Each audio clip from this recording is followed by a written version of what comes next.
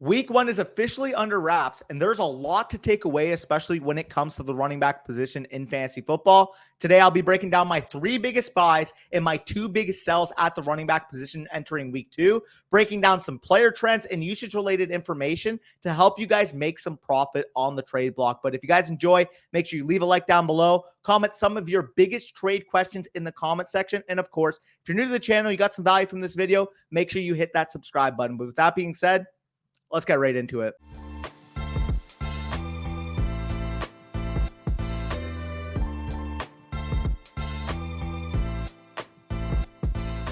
All right, before I get into the players themselves, I just want to go through my anatomy of what makes a good running back buy-sell candidate. So the first thing is that I break down their usage and just how valuable their role is in their respective offense. The second is I'm adding some context, just how good this offense projects, whether it's the Kansas City Chiefs or the Chicago Bears. I examine just how strong their offense is from a scoring perspective. And based on these two factors, I determine what bucket of players should be classified as. Are they an RB1? Are they an RB2? Are they an RB3 at this current moment? And ultimately, what can they potentially project into going forward? And then finally, once you have this information, it's now your job to capitalize on the biggest discrepancies on how your league values certain players, whether a player has a bad week but has great peripherals, which would make them a buy low, or whether a player has a huge week but bad peripherals, which would make them a prime sell high candidate. But enough with the mumbo jumbo. Let's get right into the first player, and that's going to be Jahmyr Gibbs, running back of the Detroit Lions. His current market expectation is that he's an RB3 based on usage with a legitimate top 15, top 16 level upside, RB2 level upside. For me personally, my expectation for Jahmyr Gibbs is that he's an RB2-3 at the moment, like a fringe top 24 running back with legitimate running back 1 upside, top 8 overall upside in fantasy football. And while it was disappointing to see in week 1 David Montgomery have the role that he did, dominated usage, out-touched Jahmyr Gibbs very, very handsomely. I think it was like 23-9 in this game. And obviously, if you were taking Jahmyr Gibbs in round 3-4, seeing a guy who was going much later with David Montgomery get that role in week 1. But for me personally, I saw exactly what I needed to see from Gibbs to show that he's an elite talent and has the opportunity to be a difference-making running back 1 once this committee comes to a 50-50 or even favors Gibbs down the stretch. Despite the limited overall snap usage in this game, he was still able to command 9 opportunities in this game and a 22% target rate, meaning that despite the overall low snaps, again, only 27% of the team snaps, when he was on the field, the team made a concerted effort to get the ball in his hands in space. And when he did get his opportunity, he absolutely delivered. He was the 3rd highest graded running back on the week in terms of PFF grade, and he led all running backs in terms of missed tackles forced with 6, despite only getting 9 touches. And yes, David Montgomery will most likely still lead this backfield in the short term, but I do think that Gibbs looks like the next superstar running back, and the team went on record to say that they'd like to get him more involved moving forward, but didn't want to rush him in week 1. I mean, it's pretty easy. Let's just look at the context here. Week 1, opening night, Thursday Night Football in Arrowhead against the defending Super Bowl champions with the Kansas City Chiefs. It makes sense why the coach wants to lean on the vet players, but he made sure the media knew, like, hey, listen, like, we know what Jahmyr Gibbs represents. There's a reason why we took him at 12th overall. Week 1, we want to lean on the veteran, but week 2, week 3, week 4, moving on, Jahmyr Gibbs is going to be a focal point of the team's game plan. And it's very similar to what we saw in Alvin Kamara's rookie year. And obviously the context here, Dan Campbell, the head coach of the Detroit Lions, was actually on the New Orleans Saints staff back in 2017 when a rookie year Alvin Kamara split the backfield 3 ways in week 1 between himself, Adrian Peterson, and Mark Ingram. And if you need any reminder just how good Alvin Kamara was, he averaged 19.7 PPR points per game, the RB4 on the 2017 season. And while I get it, it sounds hyperbolic to say that Jahmyr Gibbs is just automatically going to be the talent level that Alvin Kamara displayed in his rookie season. But based on the information we're working with right now, he's a very efficient runner. He breaks tackles. He's very, very good as a receiver. That is it very hyperbolic to say that we can get a Kamara-like level upside if Jahmyr Gibbs hits his ceiling in the 15 to 18 opportunity per game range. He can be a legitimate running back 1 in fantasy. So while in the short term, you might, be a little bit wary that he's going to be splitting snaps, I understand that the baseline for the next few weeks is probably a little bit lower, but I do think come week 4, come week 5, come week 6, this can be one of the top 8 running backs in fantasy football, and yet his current market value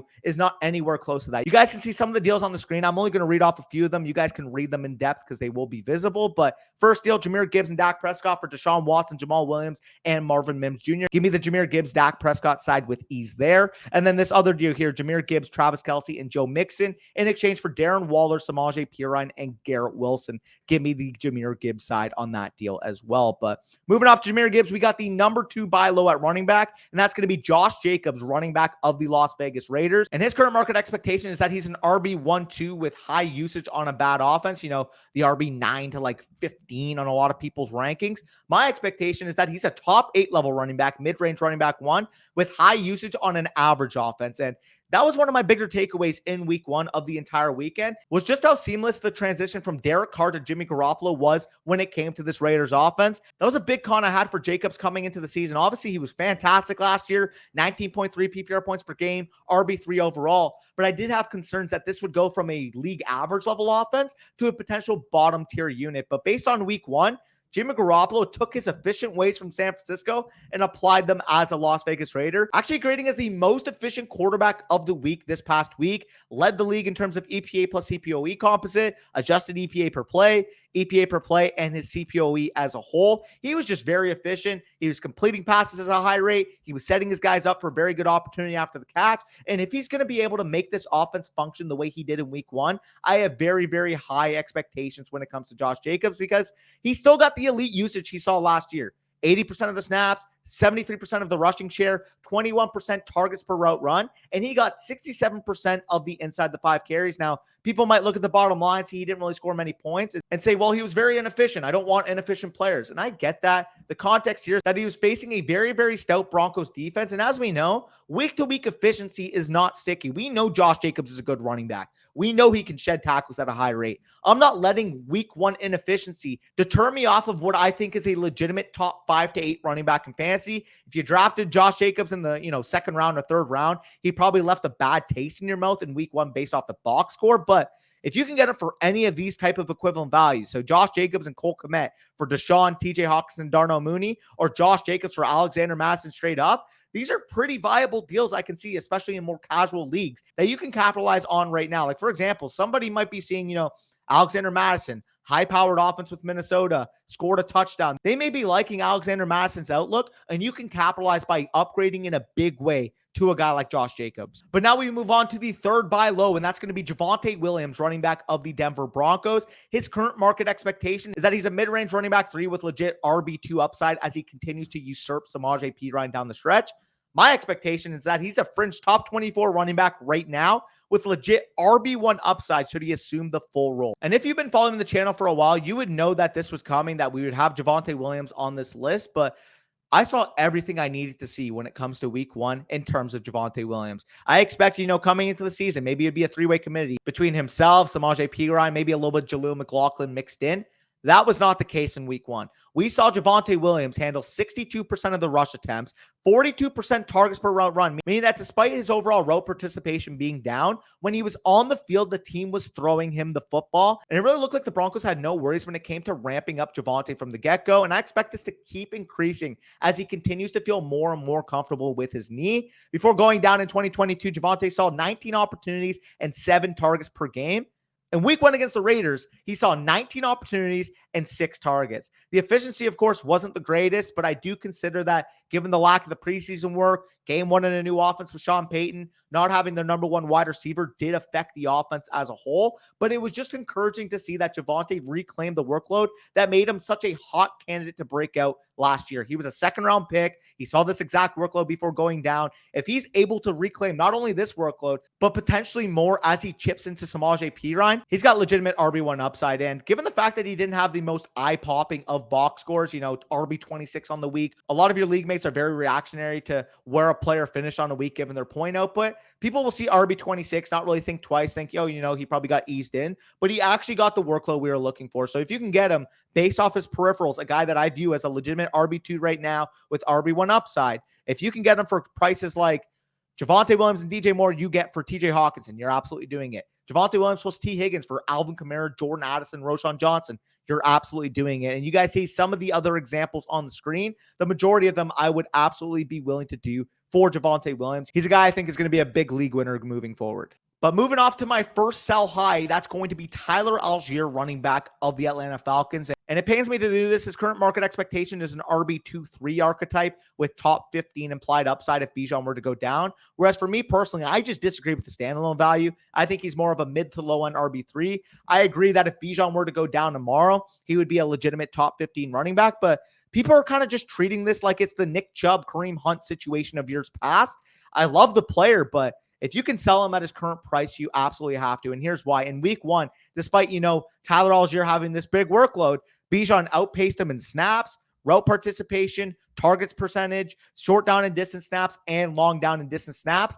And while Algier did outpace Bijan in terms of his rushing share and inside the 5 carry share, I expect that we'll see Bijan handle more of these opportunities as the season progresses. And knowing that Arthur Smith most likely showed respect to his veteran running back in week one, a common thing we saw amongst rookie running backs in the NFL this week, Bijan dominated in terms of raw snaps, passing game usage, both short and long down and distance situations. I think sooner rather than later, he'll claim the inside the 5 role given his profile. And while I do really still like Algier, he's being steamed based on the RB4 overall finish he produced this week, and that's not the expectation I have for him on a week-to-week basis. If you can get, Kareem Hunt of years past level prices, which I see many people valuing Algier at right now, you guys need to capitalize. Some of these deals are absolutely ridiculous. This first one, I don't know how this is possible, but Tyler Algier, Amari Cooper, and Josh Jacobs for A.J. Brown and Bijan Robinson. Give me the A.J. Brown, Bijan Robinson side with ease. Tyler Algier for Darren Waller straight up. Are you kidding me? Give me the advantage at tight end. And then finally, the last deal I will outline is that someone was able to get George Pickens straight up for Tyler Algier. And while you can claim that this is a closer deal, give me the second-year young upside wide receiver over Algier any day of the week. But finally, moving on to the last player of today's video, we have Aaron Jones, running back of the Green Bay Packers, as my second sell high. And his current market expectation is that he's this RB1 with elite weekly upside, but my expectation is that he's more of an RB2 profile given the usage. Obviously, he's going to have that elite weekly upside like we saw in week one, but I do think he has a volatile floor given the presence of A.J. Dillon. And this is no indictment on Aaron Jones himself. I think he's a fucking stud. One of the most efficient running backs in this past generation. He's a very, very good football player, but I do think that it's an indictment based off the fantasy football expectations he has right now. He's coming off, of course, that RB1 overall week he had this week, despite basically getting dominated across the board in terms of usage by A.J. Dillon in his own backfield. And while I do think he'll have games because he is a fantastic football player, the way the Packers are using him, they want to keep this 28, soon-to-be 29-year-old running back fresh. It's really detrimental to his season-long ceiling. He got outpaced by A.J. Dillon in terms of the snaps, the rushing share, the inside the 5 share. They split basically 50-50. And A.J. Dillon and Aaron Jones commanded the same percentage of long down and distance work. This is RB2 level usage for Aaron Jones. He clearly has control over the receiving back responsibilities of the team. But as long as A.J. Dillon is healthy, Aaron Jones will never have the rushing share he needs to be a consistent running back one the way the market views him currently. And on top of the usage concerns, Aaron Jones is an old running back that just pulled a hamstring in his game. And while he said he expects to be fine, we need to be monitoring this situation given his age, given the touch workload under his belt, in terms of him wearing down. I wouldn't be shocked if he missed this week, maybe missed the week after, because hamstrings are no joke when it comes to old running backs. His value is extremely high right now, especially in home leagues. People are going to recognize the name. They're going to remember what he was able to do for Green Bay in the past. His RB1 overall finish he had in week one. People will connect these dots and come to the conclusion that he's a top 10 level back rest away. And if you can capitalize on that, whether you upgrade to better projectable packs long-term or you use Jones to up tier at wide receiver, it's a must given his current market value. And you can see some of these deals. So the first one I'll get into is basically Aaron Jones plus Devondre Campbell in an IDP league for Tony Pollard. If you can do Aaron Jones plus a piece to get to Tony Pollard, you need to right now. Another deal here, Aaron Jones plus Deontay Johnson for A.J. Brown and James Cook. Easily the A.J. Brown and James Cook side here. And then this final deal I will outline is Ramondre Stevenson and James Cook in exchange for Aaron Jones. I would rather have Ramondre Stevenson straight up to Aaron Jones the rest of the season. So getting a free James Cook who showed RB2 level upside in week one is an absolute must. But either way, like I said at the intro of this video, if you guys enjoyed, make sure you leave a like. Comment your biggest trade decisions in the comment section down below. And of course, subscribe to the channel if you got some value. But with that being said, peace out. Good luck in your week 2 matchups.